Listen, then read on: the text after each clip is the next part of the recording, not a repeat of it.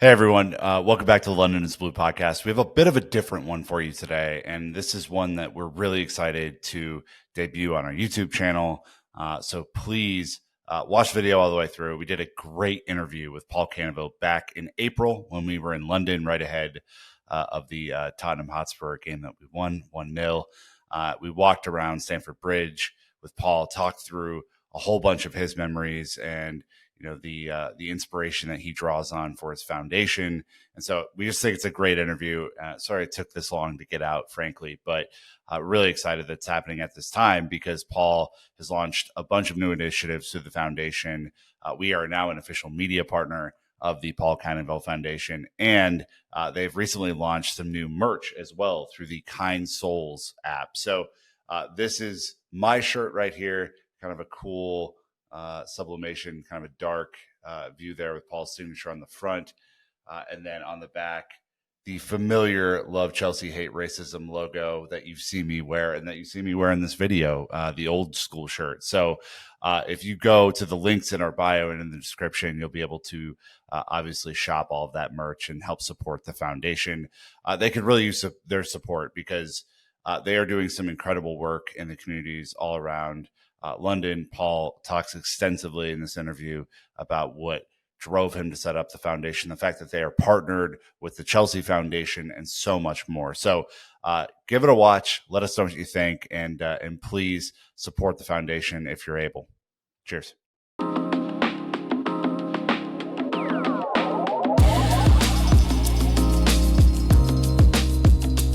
Hi, Chelsea fans. Welcome back to a YouTube exclusive of the London is Blue podcast. We're here with Chelsea's first black player, Paul Canoville, and we're going to be walking around the shed with him, the shed end. We're going to be walking the wall and hearing some of his phenomenal stories, so don't miss out on this one. Like, subscribe, and we'll get going. All right, Paul, we're at the shed wall, the old shed wall. Yeah. You have played in front of the old shed before it became kind of the away support end with the stadium redesign. Yeah. What's your favorite memory from playing in front of this iconic venue in the shed? You've got to always remember the shed always gave me a great welcome. But the fans that were standing up those days, it wasn't all seated, was terraces, it? Right? Terrace. So it was standing in major. They were so loud. Where I think today it's changed really. I think they've done something with the stadium where now the away fans sound louder than our home fans. But you know what? Memories, good memories. Don't get me wrong. Coming out, warming up, it's just, yeah. I didn't ever think the shed would be taken down. It's solid brick, you know what I mean? But here we are today watching it, and yeah, it's having fun memories, to be honest. What's the energy like when you kind of exit for warm-ups and you're getting excited for the game? Oh, the warm-up is something else. When your head's matched on, don't get me wrong, hours before the game. It's when you're in that changing room and you strip into your gear and you come out now to touch the turf, make sure you've got the right studs on, getting that touch, making sure that's ready, and just waiting for the whistle to start, you know what I mean? Often when you're a sub, for me, it was about, if I'd get on.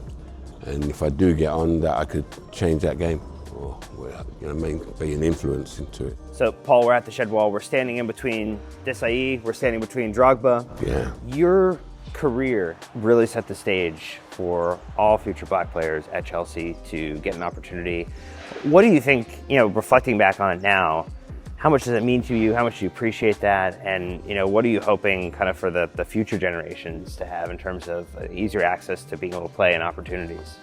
I think everybody knows my story, being the first black player. I'm not looking at that, but to obviously see the black players that followed, it's a great honour.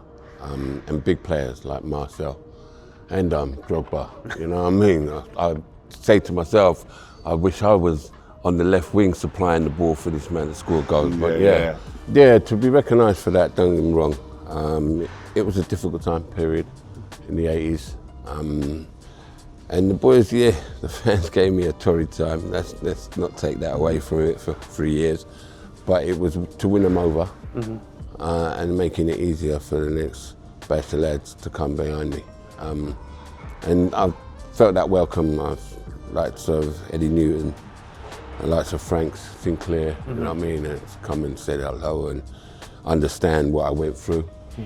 But yeah, it's, for me, very important, even for the young players, black players, but not just the black players, foreign players that are coming through, and it's made easier, they're made welcome, and they've come to play for the club, and that's what we want to see really as fans, that they give 100%. Paul, scoring goals is what brings the crowd to life. Obviously, that was a goal of yours playing on the wing. What was your favorite goal in a Chelsea shirt and why? Here at Stamford Bridge would have been my hat-trick, and against Swansea, I believe 6-1 or 6-2. And why it was so important for me, obviously, that I was given the ball from the referee and I didn't realise that's what they do now when you score a hat-trick. I've been scoring hat-tricks since I've been playing at school. I never get the ball. So when the referee gave me that ball, I was really shocked. I didn't know what to do with it. My teammates told me to go next door to the away team and let them sign it. And then my teammates signed it. And I took it home and I gave it to my mum, who's now got it in the cabinet. So yeah, that was important. When you're on a hat trick, when you score the second one, Yeah. how does your mentality change in terms of chasing the third goal? It wasn't chasing, because and even when I got that third goal, it was a cross, but it went over the line. So yeah, the game itself, don't get me wrong, every attack looked like we could score. And this time it was a heavy surface. I remember our pitch, after 3 games, when any kind of rain formed on it, it was a difficult pitch. Where today, it's beautiful, you know what I mean? You love to play on it, but yeah, positive. I think it was a great season that being in promotion and so forth, I think.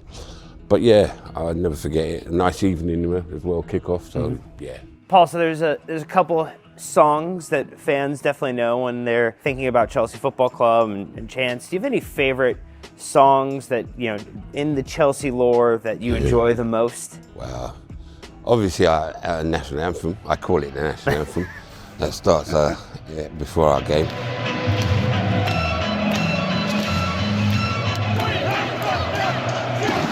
But there was one song that I always took note, and it was One Man and His Dog Went to Moa Meadow. Yeah.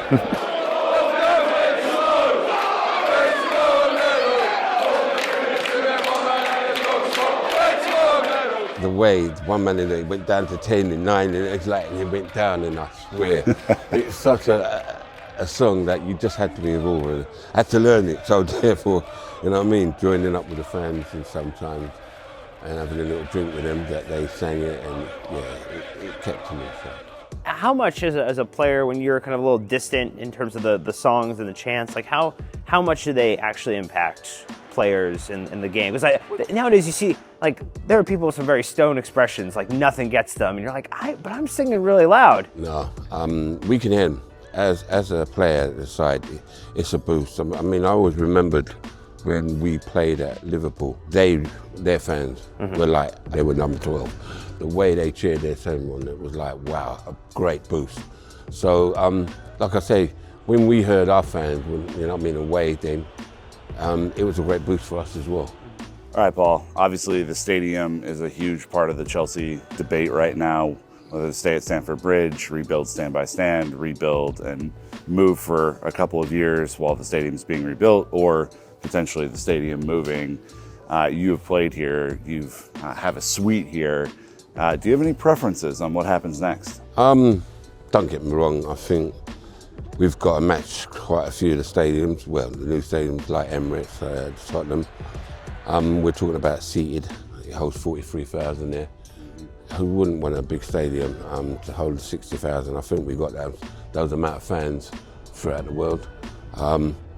But yeah, it will be difficult. It's where we would play if a new stadium was to be built. The mention of Wembley, I find it so difficult to get to there. But there was talk of building the stadium down in Earls Court. Ideal, it's around the corner. I like a new stadium, to be honest. I think, yeah, I would like to see a new stadium here. So Paul, obviously you have the suite here now. There's the Paul Canoville Foundation. I'd love to take just a couple seconds to give the listeners, give the viewers an opportunity to learn what's been going on with the foundation, what's kind of coming ahead to pay attention to, and then also where to find out more information. Foundation is being so busy right now since I formed it from 2015. I love going into schools with motivational speaking and inspirational speaking. But our subjects right now is ABC, allyship, belonging in the community. But I think what it is mostly that I love working with underprivileged kids because that's how it was for me. And I kind of followed my dream and wanted to be a professional footballer. So it is about when being knocked down, the resilience of picking yourself up again and trying again. And that's what I keep telling these kids. They need to understand. We give them that input. We give them that courage as well. So that's the enjoyment of what we do with the foundation, and it's been going so well. So I'm proud of that. As well as that, we're now in partnership with the Chelsea Foundation. So that's really a good support for the foundation also. All right, thanks so much for Paul joining us here. Don't forget, till next time, Chelsea fans, you know what to do. Keep the blue flag flying high.